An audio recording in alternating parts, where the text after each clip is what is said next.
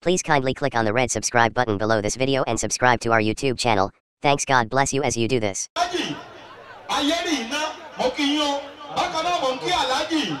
Bàbá mi alálùbáríkà Alhaji Eleburuke aláṣẹ Mosfala Petroleum Nigeria Limited ó ń bẹ lọ́yọ̀ọ́ ó ń bẹ nílọrin ládùúgbò táǹkẹ̀ nílọrin ló wà mo lè kó ń bẹ báyìí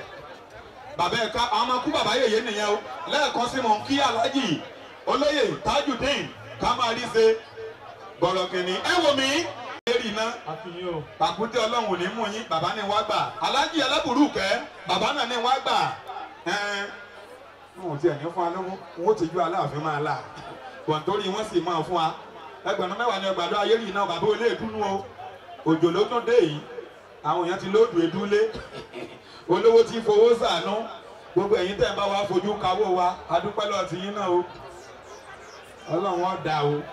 àwọn èèyàn ti ń gbé gègé lé àlì ìsóyẹ káwọn ẹ̀sìn yẹn ti pa tó yẹ báyìí ẹ̀yin nu ọlọ́nu ẹ̀kan gbìyànjú ẹ̀yìn ti yín náà òkun mo kí màmá mi. Thank you so much for watching our videos, and importantly you need to subscribe because we drop videos almost every day. And how to subscribe, there's exactly everything. Gua TV, click on it, you see a subscribe button, click on the subscribe button. That's so, and if you have a big show coming up, any event, you can call us.